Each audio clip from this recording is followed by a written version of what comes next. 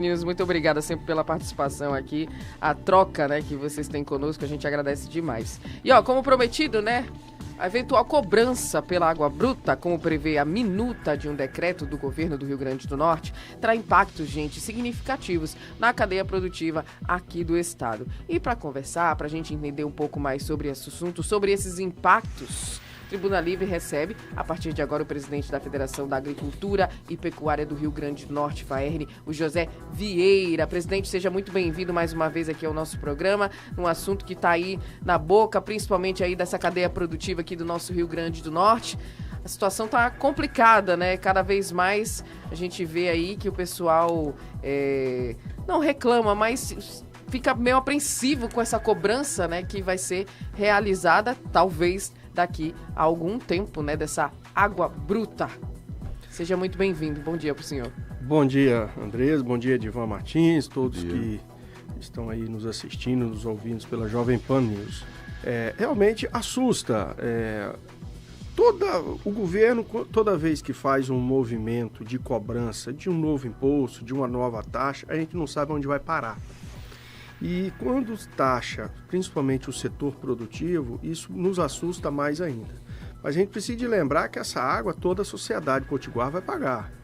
A dona de casa vai pagar, a indústria, o comércio, a agricultura, todos irão pagar essa água, né? Porque hoje não se cobra a água, o que se cobra é a captação, o tratamento e a distribuição dessa água.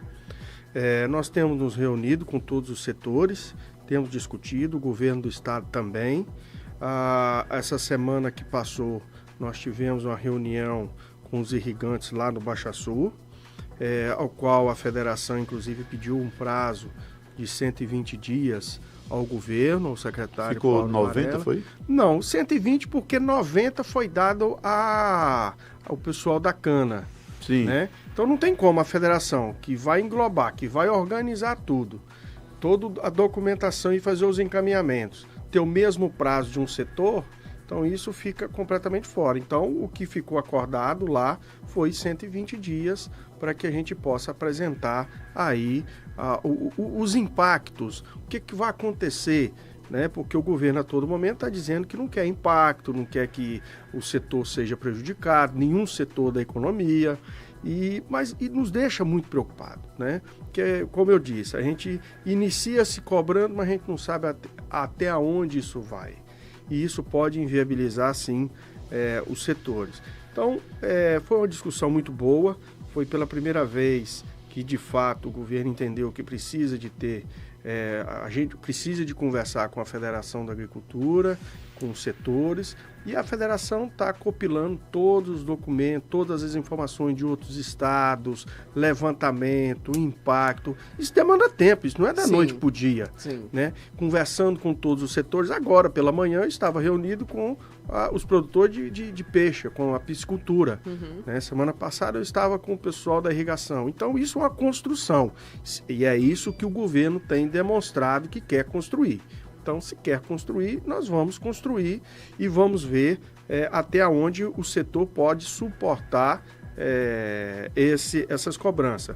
Mas tem muitas coisas que nós não concordamos, por exemplo, a cobrança de água no período da seca, né, no período de uma calamidade, tudo quer cobrar 50% a mais, a gente não concorda. Tem vários pontos. Você já está afetado por uma estiagem. Ainda quer que todo mundo cobrar 50% a mais, né, Edivan? Então, a estiagem traz transtorno, traz prejuízo. E está sendo consolidado o El Ninho. Olha só, mas vai entrar o El Ninho agora. Vai trazer Ou uma seja, devastação já está grande, sinalizando, né? que vamos ter seca aí Sim, bem prolongada, próximo, né? Justamente. Então, semana passada mesmo, mostrou os próprios jornais, os institutos meteorológicos, dizendo que o El Ninho deve provocar recordes de temperatura pelo mundo e secas aqui no Nordeste. Nós já estamos aqui na região, acho que 80% inserida no semiárido, né? Enfim, a gente... Quem levantou, na realidade, esse tema aqui foi o nosso programa, Tribuna Livre, foi o primeiro veículo a levantar, e ainda bem que toda a imprensa se debruça hoje sobre ela, porque realmente é um tema muito importante, um tema que tem a ver com a economia, com o futuro de diversos segmentos produtivos do Rio Grande do Norte. Nós conversamos aqui com Orígenes Monte, né, da carcinicultura, enfim. E a cada dia que passa, outro segmento é afetado, né? Nesse levantamento preliminar, o que mais incomoda, o que mais vocês vão bater dentro dos segmentos afetados? Porque a gente está vendo, o pessoal da piscicultura já está também levantando os seus prejuízos, os problemas que irão enfrentar vindo desse decreto do governo do estado. Aí você tem os pequenos produtores, você tem as pessoas que enfrentam a seca e a estiagem, já tem aí o agravamento do El Niño que vai trazer uma seca prolongada para o Nordeste. O que é que mais incomoda, o que mais vocês vão bater, presidente José Vieira, nesse relatório que vai ser entregue ao governo do estado? Nós vamos conversar tecnicamente a todo momento com a informação, com as legislações que tem em outros estados, para poder a gente ter o menor impacto possível. Então, a federação, de antemão, ela é contra, por natureza, de qualquer cobrança de taxa que possa onerar o setor produtivo do estado. Principalmente gerar emprego no semiárido, como você mesmo disse, não é fácil, né? Onde nós temos escassez de água e o setor produtivo no estado, se tem um setor que é eficiente no uso da água, é o setor produtivo. Por quê? O que mais cabe que a água é a energia que você usa para captar essa água de um poço. Então, o sistema nosso de irrigação hoje é totalmente eficiente, ou é por gotejo, ou é por microaspersores. A grande maioria, a fruticultura, por exemplo, que é o grande peso da nossa agricultura, né, da irrigação, praticamente 100%, praticamente quase toda, é por com gotejo. Então, somos eficientes. E o que nós também estamos pedindo, por outro lado, é que o governo também busque a sua eficiência.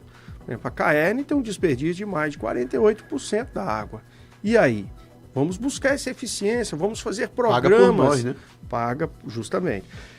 Vamos buscar programas, fazer programas de orientação aos outros setores, de eficiência. Vamos fazer um grande programa de apoio às energias renováveis para diminuir o custo do setor privado, do setor produtivo, no interior. Então, assim, nós vamos sempre estar levando propostas propositivas para poder onerar o mínimo possível o setor.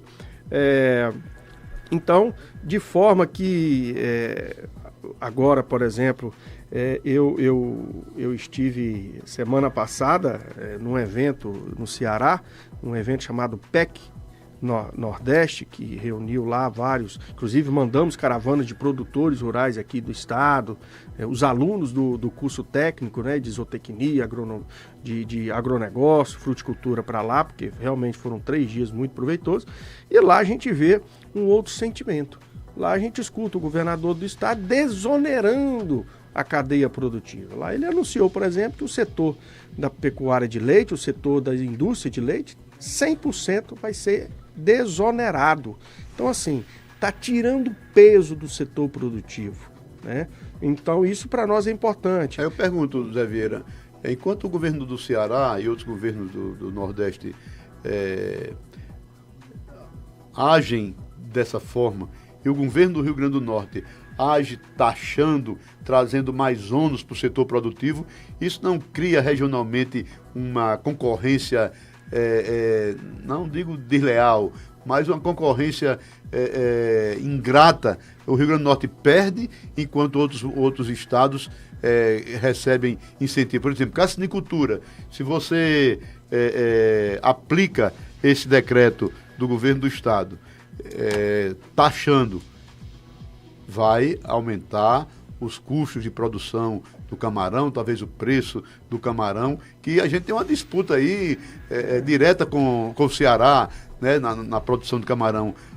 Você vê uma desvantagem muito grande no Rio Grande do Norte nesse ranking nordestino? Lá, inclusive, foi falado numa reunião que teve, principalmente lá junto com o governo, que lá eles iriam cobrar, lá já cobra alguma coisa, é verdade, mas de uma forma muito incipiente, ainda muito, sabe, aquele jeito que cobra, mas não cobra de muitas vezes, né?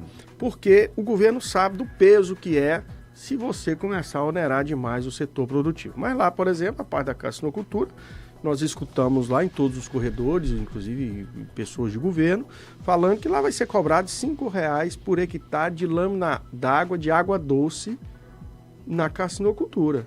Então, isso é um número razoável, é um número que é suportável. Vamos levar também essa proposta ao governo do Estado. Então, o fato é o seguinte, nós estamos discutindo. O momento agora é de discussão, de levantamento de informações, para que a gente possa onerar o mínimo possível o setor. Por exemplo, a outorga é de 1 ano. Temos que aumentar o período de uma outorga. O produtor não tem condições de ficar todo ano tendo que ficar tirando uma outorga de uso da água. Agora, uma outra questão que a gente sempre vai para o mais fácil, né? Vamos aqui onerar, que seja com algum setor, que seja a sociedade, enfim, porque arrecada de uma forma mais fácil. Mas você sabe quem é que manda na água de superfície no Nordeste, no nosso semiárido, Ivan? Quem manda de fato, que é dono da água, é a ONS, Operadora Nacional do Sistema. São as hidrelétricas. As hidrelétricas não estão preocupadas se tem seca, se vai chover. Se não vai. Ela está preocupada em produzir energia. Naquele período violento que nós tivemos de seca, as hidrelétricas nada contribuíram com relação à seca. Então elas abriram as suas comportas produzindo energia e não estava nem aí, ao invés de poderia estar mandando água e facilitando a vida do setor produtivo e da sociedade de um modo geral. Então nós precisamos de discutir isso, né? As hidrelétricas no semiárido vão continuar mandando na água? Eu acho que é uma boa reflexão que a gente precisa fazer. Eu acho que nós precisamos, de primeiro lugar, se preocupar com a sociedade e com o setor produtivo, que é aqui que as pessoas vivem, né? E moram e precisam sobreviver, precisam de produzir e gerar oportunidade. Então são várias situações que nós precisamos de colocar aí à luz do dia e discutir. O que mais nos preocupa, eu volto a dizer, é o que isso vai refletir lá na frente, porque começa com um valor baixinho e lá na frente a gente não sabe aonde vai parar. E nesse sentido, eu acho que esse assunto tem que ser levado para a Assembleia Legislativa, tem que ser discutido na Casa do Povo, que são os parlamentares. Então eu faço até um apelo à própria Assembleia e os parlamentares que leve esse assunto a ser discutido dentro da Assembleia Legislativa. Esse assunto é um assunto de suma importância para o desenvolvimento do Estado, para a sustentabilidade do Estado, e aí nós precisamos sim de fazer com que os nossos parlamentares tenham uma responsabilidade sobre isso, inclusive sobre os valores de cobrança, que a Assembleia tem estrutura para poder mensurar esses impactos também. Os parlamentares estão lá na ponta, estão vendo o que está acontecendo. Então, a gente faz um apelo à Assembleia que esse assunto também ele seja levado e seja discutido e seja deliberado dentro da Assembleia Legislativa. A Federação da Agricultura já conversou com que setores? Quais são os setores assim mais afetados e qual é a lista dos produtores rurais que estão mais atingidos por esse decreto do governo estadual? E como vai ser a pauta da federação até a conclusão desse relatório? A federação ela representa todos os setores rural do Estado. Então, todas as categorias é representado pela federação legalmente. Então, tanto a cassinocultura, bovinocultura de leite, de corte, piscicultura, irrigação, fruticultura, cassinocultura, todos esses setores nós estamos conversando. Nenhum desses setores conversa com o governo sem antes passar pela federação. Então é por isso que, nesse sentido, a federação vai fazer um único documento, né, e encaminhar ao secretário da Agricultura, e ele sim fazer os encaminhamentos, porque o secretário da Agricultura é a nossa a ligação com o governo, né? O setor rural com o secretário da Agricultura, e aí sim levar o secretário de Recursos Hídricos, doutor Paulo Varela, que tem sido muito sensível. Vale lembrar aqui que Paulo Varela ele tem viajado o Estado, tem entendido, né, a importância do setor E não é simplesmente ficar dentro de um gabinete e baixar uma assinatura e taxas e não. Ele está percorrendo o estado, juntamente com o próprio secretário da Agricultura e discutindo. Mas nós precisamos de ter dados, informações concretas. Por que só 6 estados no Brasil estão cobrando, os outros não? Ou estão em fase de cobrar? Quanto? Justamente. Então, é essas informações que nós precisamos de levantar. E as consequências também de quem está cobrando, né? Se isso afetou algum setor mais do que o outro. Não tenha dúvida que na bacia do São Francisco, o governo federal pediu que, na hora que passasse as águas da transposição, que fosse feita uma regularização, uma regulamentação do uso da água. Está mais do que correto. É uma água cara, que precisa ser controlada, né? Que a sociedade toda vai pagar, mas isso não quer dizer que precisa sair cobrando de todos, em qualquer local do estado. Então, por exemplo, no cristalino é onde nós temos só pedra e a água geralmente é uma água de má qualidade. Vamos isentar quem vai retirar água do cristalino, que não é água de boa qualidade, que não é água para consumo, né? No sedimento, vamos realmente, de fato, ver qual é o impacto, qual é o tamanho, porque nós não queremos, e eu tenho sempre batido nessa tecla, nós não queremos moradores rurais, o que nós queremos é produtores rurais. E para produzir, você precisa de ter condições para produzir. Então, 5 mil litros d'água que está no documento do governo, isso não é possível você, com 5 mil litros d'água por hora, fazer alguma atividade agrícola rentável que faça com que aquele agricultor possa permanecer na atividade. Então nós estamos discutindo. Vamos ver qual é o volume que podemos chegar, qual a área que nós podemos fazer de irrigação que seja viável economicamente. Porque não adianta virar e falar assim, o pequeno agricultor familiar, ele está protegido. Nós precisamos gerar emprego, nós precisamos gerar oportunidade no estado. E quem gera é o pequeno, o médio e o grande. Então nós não podemos só sacrificar o pequeno e o médio, que esses são os mais sacrificados no Brasil, que é o pequeno e o médio produtor. Aquele agricultor que ele só tem a sustentabilidade dele, da família dele, esse aí já está protegido por natureza pelo estado e pelo governo, com as ações e programas. Então nós precisamos de proteger o pequeno e o médio. Esse sim é o que tem sido mais penalizado pelas políticas públicas do país, pela falta de apoio e incentivo. Então nós precisamos de proteger essa classe. Eu acho que no momento em que o pessoal que mais produz e que tem realmente dificuldade, o pequeno produtor, o pequeno agricultor no interior, você produzir em uma terra que não tem, uma terra infértil, uma terra que é pedra. Todo mundo sabe aí a luta do pequeno agricultor, até para a sua cultura de subsistência, enfim. Eu acho que é o momento de um governo que se diz assim, tão popular, poder realmente voltar ações, programas que ajudem, né, que ajudem a você produzir, a você diminuir o desemprego no campo, a fixar o homem na terra e não dificultar e impor novas taxas de quem já está numa situação historicamente prejudicado com as intempéries normais da natureza. E a gente vai enfrentar aí realmente um período prolongado, e o que a gente torce, do Zé Vieira, aqui, realmente se chega a um denominador comum, que esse trabalho que a federação venha fazendo possa convencer os técnicos do governo, né? O secretário da Agricultura, Guilherme Saldanha, é um camarada muito sensível. Paulo Varela é um técnico experiente, foi da ANA, é um camarada que realmente tem ouvido, e acho que no momento oportuno essa parceria, esse estudo que a FAERN está fazendo com todos os segmentos produtivos, com certeza vai render bons frutos, e a gente espera que convença o governo, né? E que esse decreto que estava dormindo desde 1996... A lei.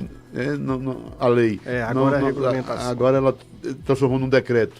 Ela quer fazer o decreto justamente para poder colocar em funcionamento essa lei. A Assembleia pode ir lá para a lei, porque aí ele tem poder para emendar, para né, para ajustar, né? fazer aquilo que seja comum entre a classe produtiva e o governo. Benéfico para ambos os lados, né? Acho que é chegar nesse consenso aí, né? Tem algumas pessoas aqui participando. Ronaldo Lamas, essas águas quando chegarem aqui, se chegarem, vão ser cobrados a peso de ouro. Isso. Que ele estava falando não vai antes não, ali da porque questão vai do... entrar muito pouca água no Rio Grande do Norte. Pode falar com ele que nessa distribuição que foi feita para os estados, o Rio Grande do Norte é o que menos receberá a água da transposição do São Francisco. Ali pela Oiticica e para o Jardim Piranga. Mas você sabe qual é o volume? Em torno de 2,5 a 3 metros cúbicos por segundo. Ceará é 12, 11, Paraíba é 9. Então, assim, é muito pouca. Sempre o Rio Grande do Norte atrás. Está se atolando, viu? Pois é. Paulo Eduardo também está conosco aqui, comenta, né, sobre o assunto. Bom dia, queridos jornalistas potiguares, feliz semana. Onde iremos parar com tanta coisa negativa em nosso cotidiano político e econômico? A segurança também está um verdadeiro caos. O Adriano Marques, Edivan, sou o Adriano Marques de São José de Mipibu, sou produtor de cana-de-açúcar e nós do setor estamos muito preocupados com essa situação. Uma situação difícil, né, que traz ali, onera também a produção como um todo, né? Como o presidente colocou aqui, traz ali prejuízos, principalmente para o pessoal que é um pequeno produtor, né, presidente? Até uma questão que eu ia questionar, mas o senhor foi ali, se colocou e já respondeu a minha pergunta, justamente essa. O volume dos pequenos produtores acaba sendo até maior do que os grandes, né? E eles serão ali os principais prejudicados, né, como o senhor colocou. O Rio Grande do Norte não tem, você conta numa mão, duas mãos, assim... quantos produtores grandes nós temos no estado? Não tem. A grande maioria é pequeno e médio produtor rural, né? A média de uma propriedade rural no Rio Grande do Norte é em torno de 48%. A média. Né? Então, são pequenas propriedades. Né? Agora, nós precisamos fazer com que elas sejam viáveis economicamente. Não adianta você ter lá no sertão 1.000 hectares de terra se lá não consegue produzir absolutamente nada. É muito melhor você ter 10 hectares aqui no litoral que você vai conseguir ter uma produtividade muito maior. Eu sempre tenho dito o seguinte, tamanho de produtor não se mede pelo tamanho da terra, se mede pelo tamanho da receita, com que ele produz e põe no bolso. Né? Então nós temos pequenos produtores que hoje têm uma renda interessante, boa, que ele consegue estudar os filhos, consegue ter uma vida digna e tudo. Diferentemente do sertão, por exemplo, que tem muitos lá que, infelizmente, tem muita terra, mas não tem como produzir em função até da burocracia, porque nós hoje também, além de tudo isso, Edivan, nós temos hoje dificuldade em assistência técnica, acesso a crédito. O Banco do Nordeste fala que tem crédito, tem dinheiro, mas e para acessar esse crédito? A burocracia. Nós não conseguimos acessar muitas vezes esses créditos. A questão de licenciamento, falta melhorar muito essa questão de licenciamento ambiental. Então, é um conjunto de situações que a cada hora fica mais difícil para o setor produzir, para poder gerar oportunidade. Então, é esse apelo que a gente sempre faz aos governos para que não onere mais o setor produtivo. O setor produtivo já vem sofrendo muito, né, ao longo dos anos. Nós estamos aí num período de recuperação da cadeia produtiva no estado, referente à seca que nós tivemos. Temos aí a sinalização que deveremos ter nova seca avizinhando. Então, isso tudo nos deixa muito preocupados. E nós não queremos que os produtores deixem a atividade. Uma vez um produtor deixando a atividade, dificilmente ele retorna para a atividade. Então, nós precisamos a todo custo fazer com que esse pequeno produtor ele continue acreditando na atividade, produzindo, gerando emprego, oportunidade e muito mais. No interior do estado, que é onde a vida acontece, né? Na cidade, gerando ali o material de construção funcionando, a casa agropecuária, tudo. O dinheiro tem que circular ali. Isso. Então, esse produtor precisa ser cada vez mais, ter uma visão diferenciada para todos eles. Fazendo a roda girar, né, presidente? É isso aí. Quero agradecê-lo muito obrigada mais uma vez aqui pela sua presença no nosso programa. Presidente da Federação da Agricultura e Pecuária do Rio Grande do Norte, FAERN, José Vieira. Muito obrigada aí por todos os seus esclarecimentos e a gente espera aí que dê tudo certo, né? Que essa conversa possa acontecer de uma forma amigável e que traga aí benefícios para todos. Muito obrigado pela oportunidade, Edivan, Andresa, e é isso. O setor cada vez mais vem contribuindo, trabalhando para o desenvolvimento do Estado. O que a gente sempre pede é que o Estado não atrapalhe o setor produtivo, pelo menos não atrapalhe, né? Senão a gente vamos transformar num patinho feio do Nordeste, né? Ai, Jesus, por aí. Patinhozinho manco. É por aí, Nunca chega lá. Ceará disparando, Paraíba disparando, isso é visível. Isso tá na cara de todo mundo, né? Os estados todos crescendo e a gente ali patinando, com todas as dificuldades que tem, principalmente para quem gera emprego, para quem produz, para quem está com a mão na massa. Vamos inverter essa pirâmide e fazer com que o Rio Grande do Norte realmente fique no patamar dos outros estados que estão crescendo. Esteja no topo uma também. velocidade maior do mundo, né? A gente tá aqui meio manquinho. Ih, rapaz, nosso elefantinho tá sofrido. Vamos Olha, embora. 11 horas e 35 minutos, vamos pro nosso intervalo comercial, já a gente volta trazendo aqui as últimas informações